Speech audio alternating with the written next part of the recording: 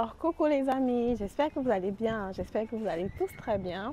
Il y a des domaines en Allemagne où les Africains doivent être présents. On a besoin d'être dans ces domaines-là présents et avoir de l'impact, avoir de la force pour être respectés. Et c'est ce que je vais voir avec vous dans cette vidéo. Vous pouvez déjà deviner de quels différents domaines il s'agit. Mais en restant jusqu'à la fin de la vidéo, le troisième domaine risque de te surprendre. Regarde bien la vidéo et dis-moi ce que tu en penses en commentaire. Moi, je te retrouve après le générique.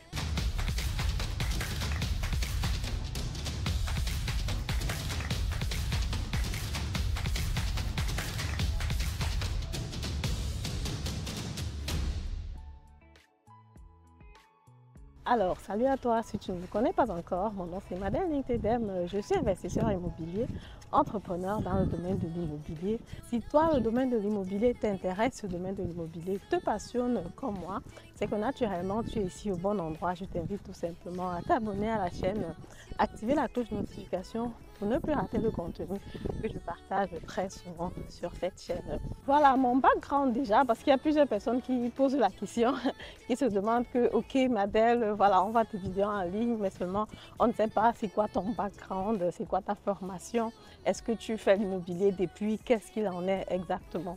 Moi, je suis investisseur immobilier depuis plusieurs années déjà.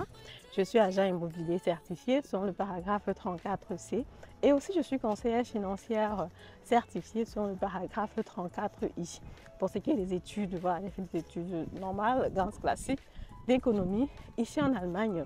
Après, j'ai eu une carrière qui m'a permis d'investir dans l'immobilier et aujourd'hui, ce que je fais, c'est d'accompagner des personnes qui veulent prendre le même chemin que moi, qui veulent investir dans l'immobilier, qui veulent avoir un patrimoine important, qui veulent se construire un patrimoine important sur le long terme.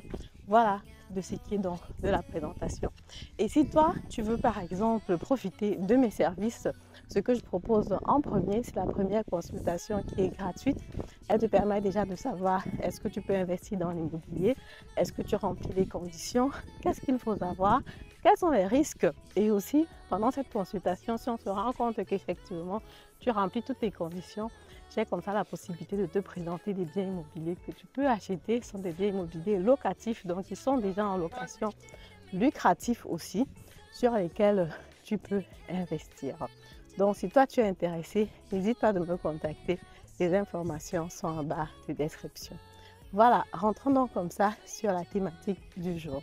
Alors, le premier secteur dans lequel les Africains doivent être présents, vous l'avez deviné, c'est le domaine de l'immobilier. Je ne vais pas passer par 4 chemins, c'est vraiment le domaine de l'immobilier. Parce qu'effectivement, rends-toi bien compte que si par exemple, toi tu habites dans ton appartement et tu te rends compte que ton bailleur c'est un Africain et ton voisin il se rend compte que son bailleur aussi c'est un Africain.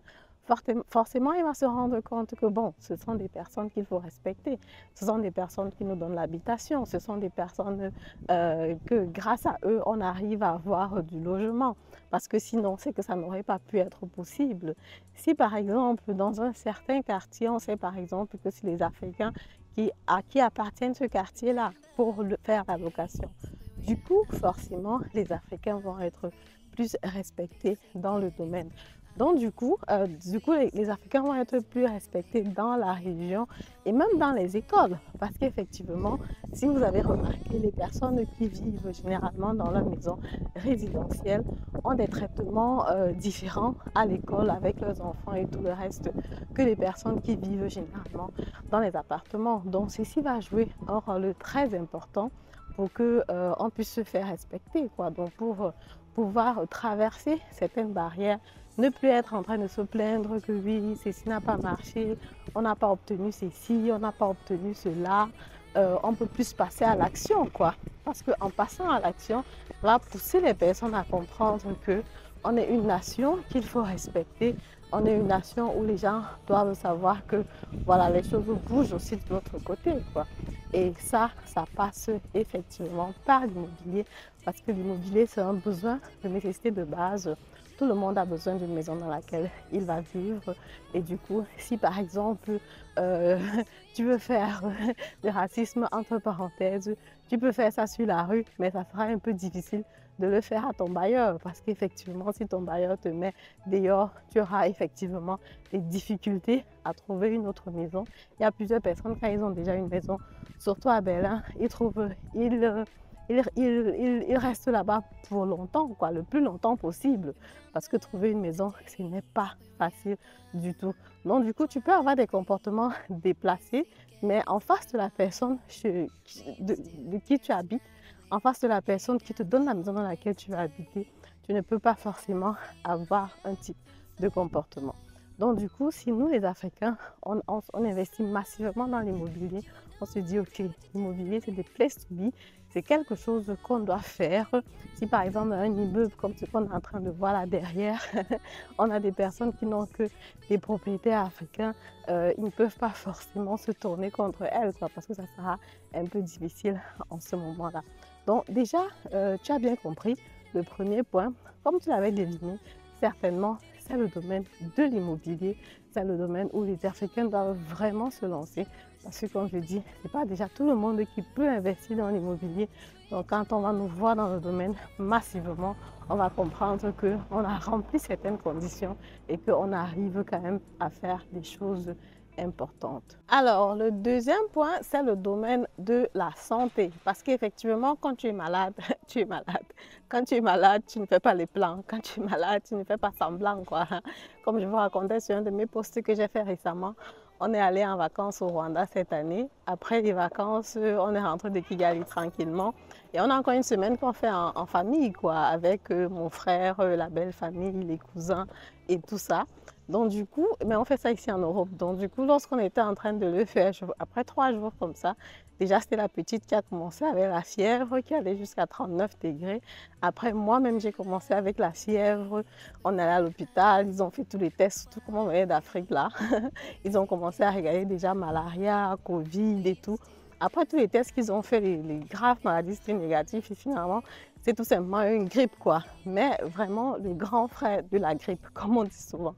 Je n'avais jamais imaginé que la grippe pouvait me mettre autant à terre, quoi. Mais j'étais vraiment 2 bonnes semaines couchée sans rien faire. C'était vraiment la catastrophe. Si vous pouvez encore remarquer que ma voix n'est pas encore complètement revenue. C'est ma mère qui m'amusait souvent parce que quand je téléphonais avec elle, elle me disait « C'est quel genre de ninja que tu n'arrives pas à manger là pour que ta grippe la finisse ?» Mange le ndinja, ta grippe finie, quoi. Donc, tu n'as pas envie de manger, tu es fatigué, tu te lèves, tu te couches, tu n'as pas de force. Bref, c'était quand même assez chaud, quoi. Et c'est quand on est rentré, je suis allée voir mon médecin ici, qui m'a directement donné les antibiotiques sur une semaine. Et une semaine après, j'ai commencé à aller tout doucement bien, quoi. Bon, pour la petite, quand on est rentré, elle a commencé à reprendre les forces tout doucement.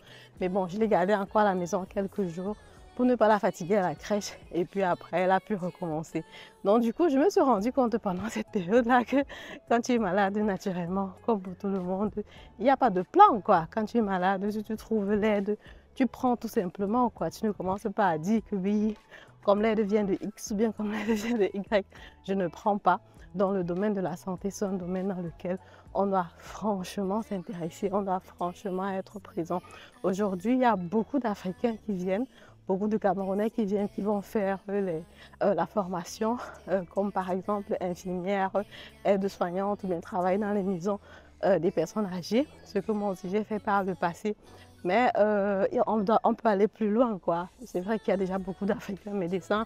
J'ai aussi déjà eu des clients médecins. Donc du coup, il y a beaucoup qui s'intéressent à la thématique. Mais c'est vraiment une très bonne thématique parce qu'effectivement, c'est un domaine où si on est vraiment présent ici en Allemagne, les personnes vont se rendre compte que voilà, nous de la communauté, ce n'est pas n'importe quoi, quoi. Ce n'est pas les personnes de seconde zone. Ils vont donner le respect qui va avec parce que comme je dis, tu peux bouder tout le monde, mais tu ne peux pas forcément bouder celui qui va te donner la santé parce que bon, quand tu n'es pas en bonne santé, c'est chaud, quoi. Tu prends l'aide que tu trouves, égale de qui ça vient.